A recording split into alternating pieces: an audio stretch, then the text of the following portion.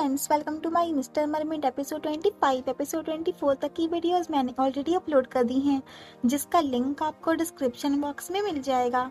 तो last episode में हमने देखा था कि टेंगी भाई लास्ट वीक के कंपटीशन में हार जाने के बाद लगातार प्रैक्टिस करता जाता है।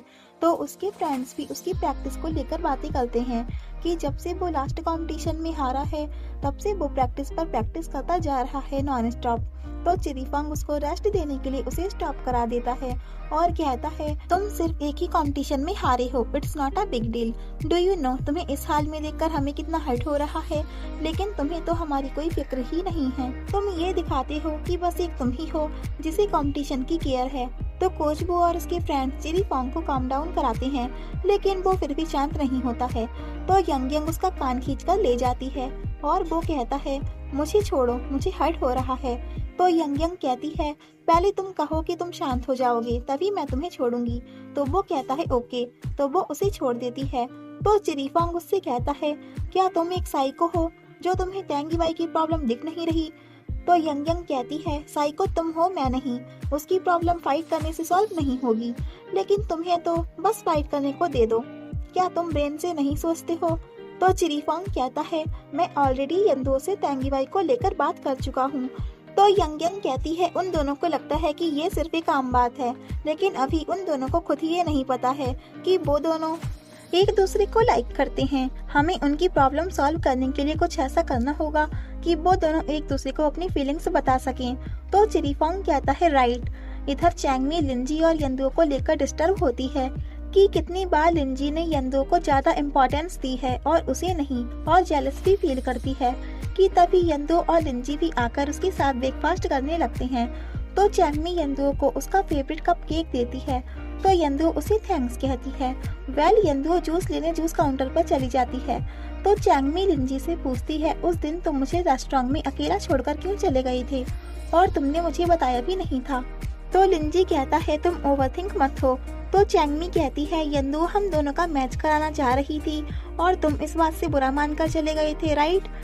इसलिए तुम मुझसे डिस्टेंस रख रहे हो। आई नो कि तुम यंदो को लाइक करते हो, आई नो कि तुम उसके लिए क्या क्या करते हो, सो डोंट वरी, मैं तुमसे प्यार में नहीं पड़ूंगी। तभी यंदो आ जाती है और पूछती है कि तुम लोग क्या बातें कर रहे हो?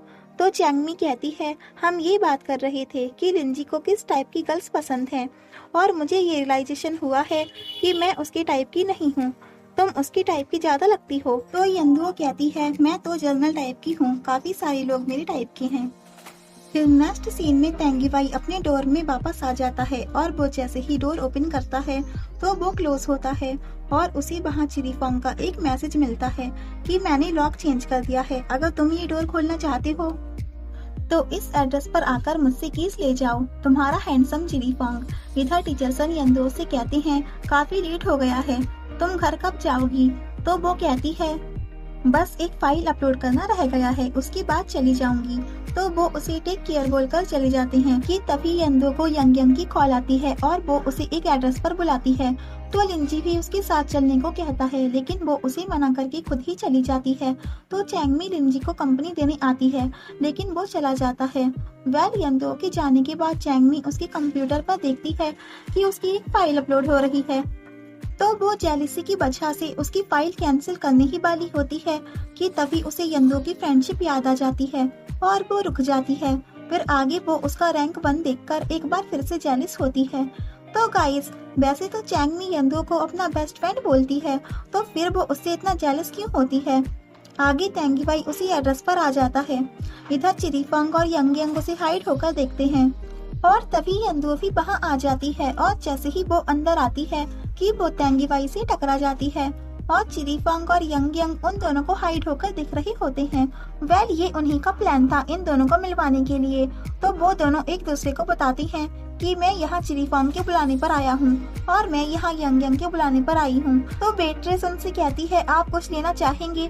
तो वो कहते हैं, नहीं, हमारे फ्रेंड्स यहाँ नहीं हैं, तो हम भी जा रहे हैं। तो यंदो और टेंगी भाई जैसे ही उस कैफे से बाहर निकलते हैं तो यंग यंग चिरीफांग को लेकर हाइड हो जाती है और इन दोनों के बीच एक क्यूट सा सीन भी नजर आता है। इधर टेंगी भाई यंदो को रोकता है तो दोनों एक दूसरे को देखकर नर्वस होते हैं। यंदो कहती है, सॉरी, मैं उस दिन तुम्हारे कंपटीशन में नहीं आ पाई। तो तेंगी बाई कहता है अच्छा ही हुआ कि तुम नहीं आई, क्योंकि मैंने बहुत बुरा परफॉर्मेंस दिया। तो यंदुओ कहती है मैं तुम्हारी नेक्स्ट कंपटीशन में जरूर आऊंगी। तो तेंगी बाई कहता है इट्स ओके, तुम रहने दो, मतलब कि तुम्हारा वर्क अब एंटरटेनमेंट न्यूज के लिए है। तो जब मैं कम्पीट कर रहा होऊंगा तो उस टाइम तुम्हारा वर्क चल रहा होगा, तुम्हें अपने वर्क पर फोकस करना चाहिए। तो यंदुओ इमोशनली हर्ट होकर कहती है अगर तुम यही चाहते हो तो यही सही, मैं ऐसा ही करूंगी। और तेंगी बाई भी ये सब कहते हुए काफी हर्ट होता है। यंदुओ उसे नेक्स्ट कंपटीशन के लिए ब्लेसिंग्स देती है, तो तेंगी बाई उसे थैंक्स कहता है और फिर दोनों अपने अपने रास्ते से वापस चले जाते हैं।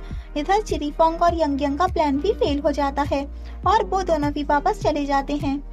इधर यंदुओ जा ही रही होती है कि तभी उसे टीचर सन की कॉल आती है और वो भागते हुए ऑफिस आ जाती है। तो उसे पता चलता है कि यंदुओ ने जो फाइल अपलोडिंग पर लगाई हुई थी उसका पूरा डेटाबेस लेट हो चुका है। तो गाइस, चैंगमी ने ही ये सब किया है। यंदुओ के बॉस उसे डांटते हैं कि तुम इतनी लापरवाह कैसे हो सकती हो। तो यंदुओ कहती है मैंने इन्हें डिलीट नहीं किया और वो शॉक भी हो जाती है। बॉस उसकी नहीं सुनते हैं और उसे ही सुनाते जाते हैं। तो टीचर सन भी उन्हें समझाने की कोशिश करते हैं कि उसका बिलीव कीजिए, वो एक हफ्ते से लगातार मेहनत कर रही है। कि तभी भागते हुए चैंगमी आती है और कहती है डोंट वरी बॉस, मेरे पास इस फाइल का एक बैकअप है। तो टीचर सन कहते हैं क्या तुम्हारे पास बैकअप है? तो चैंगमी कहती है हाँ, मेरी ये हैबिट है, मैं एवरी वीक के काम का एक बैकअप रखती हूँ। तो बॉस कहते हैं एक्सप्लेन करने का टाइम नहीं है, जल्दी से जाओ और बैकअप करो। तो बॉस यंदुओ से कहते हैं इस टाइम तुम्हारी हेल्प चैंगमी ने कर दी, लेकिन तुम्हें डिसिप्लिन की जरूरत है। तो यंदुओ काफी दुखी होती है। तो गाइस, चैंगमी को अब आप क्या कहेंगे? पहले उसकी फाइल डिलीट कर दी और बाद में सबके सामने महान बन गई। इधर कोच बू तेंगी बाई को बात करने के लिए बुलाते हैं। आगे चैंगमी इनोसेंट बनकर यंदुओ के पास आ जाती है। तो यंदुओ उसे अच्छा समझकर थैंक्स कह देती है और लिंजी भी ये सब देख रहा होता है। तो यंदुओ काफी ब्रेकडाउन हो जाती है और जब लिंजी उसको कंसोल कराने के लिए उसके पास जा रहा होता है तो यहाँ भी चैंगमी उसे रोककर खुद ही उसके पास चली जाती है। तो आगे यंदुओ काफी ड्रिंक करती है और कहती है मुझे डर है कि मैं अपनी इंटर्नशिप में पास हो भी पाऊंगी या नहीं। तो चैंगमी उसको झूठा कंसर्न दिखाती है और साथ में उसे डीमोटिवेट भी करती है। तो यंदुओ कहती है क्या तुम ये कह रही हो कि अगर मैं इंटर्नशिप में फेल हो गई तो मैं एक ऑफिशियल रिपोर्टर नहीं बन पाऊंगी? तो चैंगमी कहती है तुम पर कंपनी डिसिप्लिनरी एक्शन भी ले सकती है, आई थिंक तुम्हें रिजाइन कर देना चाहिए। तो यंदुओ शॉकिंगली कहती है क्या रिजाइन? तो चैंगमी कहती है हाँ, अगर तुम इस इंटर्नशिप को अभी ही छोड़कर दूसरी कंपनी ज्वाइन कर लोगी तो इस कंपनी के पास तुम पर डिसिप्लिनरी एक्शन लेने के लिए कोई रीजन नहीं होगा। भले ही हम एक कंपनी में काम ना करें, लेकिन हम अलग अलग कंपनी में काम करके भी फ्रेंड्स ही रहेंगे। तो यंदुओ कोई डिसीजन नहीं ले पाती है और अपने लिए ड्रिंक बनाने के लिए ऑर्डर करती है। इधर कोच बू और तेंगी बाई भी बात करने के लिए बाहर आते हैं। तो तेंगी बाई कोच बू को सॉरी कहता है। तो कोच बू कहते हैं क्या तुम इसलिए सॉरी कह रहे हो कि तुम कंपटीशन में हार गए, या इसलिए कि तुमने मेरी बात नहीं सुनी यंदुओ से दूर रहने के लिए? तो तेंगी बाई कहता है मुझे लगता था कि मैं अपने रिलेशनशिप और कंपटीशन को हैंडल कर लूंगा, लेकिन मैं नहीं कर पाया। तो कोच बू कहते हैं पहले मैं भी तुम्हारे लिए यंदुओ को गलत समझता था, लेकिन मैंने उस दिन तुम्हारे फोन में तुम्हारी चैट्स पढ़ी। तो तेंगी बाई कहता है क्या आपने मेरा फोन देखा? तो कोच बू कहते हैं सॉरी, मैंने तुम्हारी प्राइवेसी तोड़ी, लेकिन वो चैट्स पढ़ने के बाद मुझे रियलाइज हुआ कि यंदुओ सच में एक अच्छी और अंडरस्टैंडिंग गर्ल है, उसने तुम्हारे लिए काफी कुछ किया है। तो तेंगी बाई कहता है हाँ, उसने मेरी बहुत हेल्प की है, मुझे एनकरेज किया है, लेकिन मैं इस कंपटीशन में उसकी वजह से ही डिस्ट्रैक्ट हो गया था। तो कोच बू कहते हैं तुम इसके लिए यंदुओ को ब्लेम नहीं कर सकते, अगर तुम्हें ब्लेम करना ही है तो खुद को करो कि तुम अपनी फीलिंग्स और इमोशंस को एडजस्ट नहीं कर पाए। तो तेंगी बाई कहता है आई नो, लेकिन मेरा उसे ब्लेम करने का कोई मीनिंग नहीं था। तो कोच बू कहते हैं तुम मुझे अपना फ्रेंड समझकर अपनी फीलिंग्स शेयर कर सकते हो। तो तेंगी बाई कहता है जिस गर्ल को आप लाइक करो और वो गर्ल आपको लाइक ना करे तो आप उसकी हैप्पीनेस और फ्रीडम के लिए उससे दूर हो जाएंगे, लेकिन जब मैंने ये किया तो मुझे अच्छा फील नहीं हो रहा है। तो कोच बू कहते हैं रिलेशनशिप की एडवाइस तो मैं भी तुम्हें नहीं दे सकता, क्योंकि मैं तो खुद अपनी रिलेशनशिप को खो चुका हूँ। लेकिन एक स्विमर बनने के बाद मुझे अपनी रिलेशनशिप का रिग्रेट नहीं है, तो इसलिए मैं चाहता हूँ कि तुम मुझसे भी फास्ट स्विमर बनो। वेल कोच वो कहते हैं, मुझे तुमसे बात करके काफी अच्छा फील हुआ है। तो तेंगी बाई भी उन्हें थैंक्स कहता है। इधर यंदो और चैंगमी भी वापस जा रही होती हैं। तो गाइस, जिस कैफे में यंदो और चैंगमी आई हैं, उसी कैफे के बाहर तेंगी बाई और कोचबू भी आए हैं। तो यंदो चैंगमी को टैक्सी दिलाकर भेज देती है और वो जब खुद के लिए टैक्सी देख रही होती है कि तभी तेंगी बाई की नजर यंदो पर पड़ जाती है और तेंगी बाई कोचबू से कहता है, आप चले जाइए, मुझे कुछ काम है, मैं बाद में आ जाऊंगा। और वो फिर यंदुओ के पीछे चला जाता है।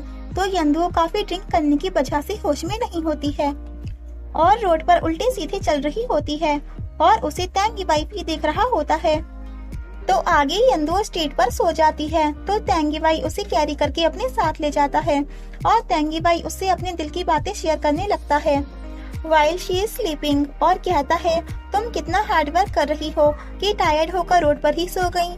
और उससे कहता है, तुमने प्रॉमिस किया था कि जब मेरा कंपटीशन होगा तो तुम हमेशा मुझे चीयर अप कराने आओगी और फिनिश लाइन तक सिर्फ तुम मुझे ही देखती रहोगी, तो तुमने अपना प्रॉमिस क्यों तोड़ा।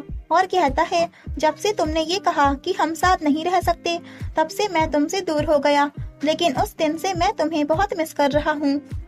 वेल तभी लिंजी आ जाता है और उससे कहता है, तुम यंदू को मुझे दे दो। तो वो उसे मना कर देता है।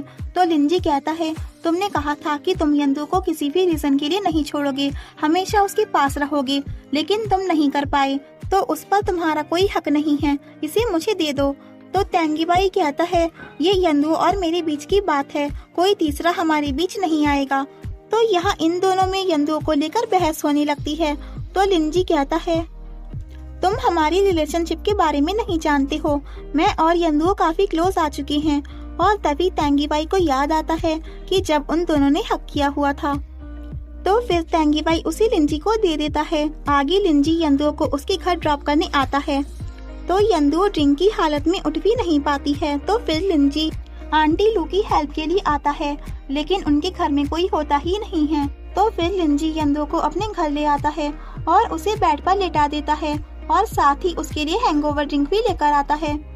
वेल आगे लिंजी को फिर से एक कॉल आती है और जिसके बाद वो भागता हुआ फिर से हॉस्पिटल चला जाता है। वेल नेक्स्ट मॉर्निंग चिरीफंग उस बात को लेकर ही डिस्टर्ब होता है जब यंग यंग ने उसे हक किया था, और यंग यंग के आते ही वो फिर से नर्वस होने लगता है कि उसकी तरफ फेस ना करते हुए वो उससे बात करता है। तो यंग यंग कहती है, ये तुम क्या कर रही हो, मेरी तरफ देखकर बात क्यों नहीं कर रहे। तो वो कहता है, मैं कुछ भी तो नहीं कर रहा हूँ, लेकिन फिर भी वो उसकी तरफ टर्न नहीं होता है। तो यंग यंग उसे पकड़ के अपनी तरफ टर्न कर लेती है और इसी क्यूट से सीन के साथ ये एपिसोड ही एंड होता है। If you like this video, please like, share and comment, and yeah, don't forget to press the bell icon. So thanks for watching this video. Bye bye and take care.